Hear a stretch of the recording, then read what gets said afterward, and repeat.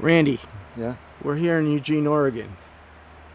Um, you're telling me about first becoming homeless.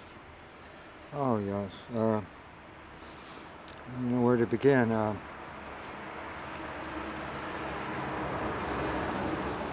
I got married real young, and my first wife passed away. And then I waited, and when I was like 40, I married, and I had four stepchildren, and I was working oil field construction, making about 28-40 an hour. Bought a motor home, bought a house, bought a fixer-upper house, all the stuff, And I worked, literally 7 days a week, 24/7. Try to keep my wife happy and take care of my stepchildren. And after about 10 years, she decided she wasn't happy. She wanted to leave, and she left the children with me. And after a couple weeks, I said, you need to take them with you. By that time, she'd already drawn her money out of the bank, hired a lawyer, and then I got served with papers to vacate my house within 10 days. The sheriffs came out, and within that 10 days, and told me I'd have to pack up my stuff and leave. And I started loading up my stereo system and things like that. And they said, no, only your personal effects. I was only allowed to take my clothes.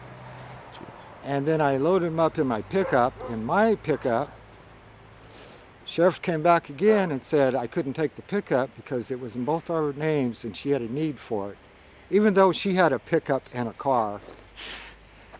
So I had to unload the pickup and stuff everything in a duffel bag, and that was it. I hitchhiked out, and with nothing, and I hated God, I hated life, everything, because I did the American dream, went to church every Sunday and worked hard and everything, saved my money, was a good citizen, and lost everything, and just about gave up on life and people and everything, and just kind of stumbled around, and I had no motivation to work, and so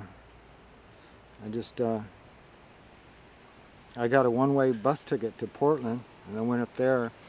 My daughter's mother, my biological daughter, and stayed there 4 or 5 months, and then my sister called, and my brother called and says, why don't you come to Eugene, So I took a one-way bus here, and struggled for a while, and worked just long enough to get a van. And then went up to Fall Creek, camped out for a while, and then it was getting kind of really rough, So I called around and tried to get some assistance, and they kept referring me to St. Vincent de Paul Eugene Service Station. So I was, after about a week or two, I was able to take a shower and get a hot meal and everything, And so I said, why don't you volunteer? So I started volunteering, and that kept me, getting a little bit of my pride back. So I've been here like the last 10 years, and I've just been living from month to month, week to week, but I'm contented, I'm happy, I don't have that stress like I had before, And I've come to love it here, and the people too, because we're always helping each other out. Well, you have a motorhome you live in, and you have this awesome garden that you're. The motorhome was given to me from my landlord, because I was living in my van. It was getting kind of cramped, And they said, we got this motorhome, like, if you want it. I said, sure, It actually runs, but I don't have the money to tag it, but. So I feel pretty good. I call it home, Where would you be if they didn't allow you to park here and set up? Well, Keith knows the answer to that. I used to run around on the street, park on the street here and there, for a few days until they run me off, And it got really hard because the gas, even then, it was hard, because my my work and my health, I maybe work 1 day a week, maybe 3 or 4 hours a week, and that's about it. And so that gets me a little gas, little odds and ends, and so I get by. And if I had to live on the street again, it would be pretty rough, stressful. Yeah. And that's the thing a lot of us go through, that it's a different kind of stress, there's survival stress, from day to day, you know. If you had 3 wishes, what would they be?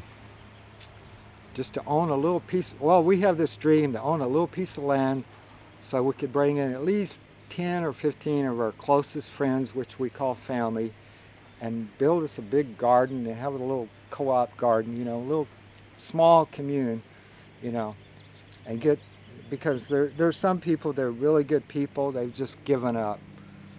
They've drowned themselves in alcohol or drugs, just given up, and all they need is just a little place to call home at the end of the day, and that's it, So that's my wish, Well, thank you very much for talking to me. Okay. Thank you.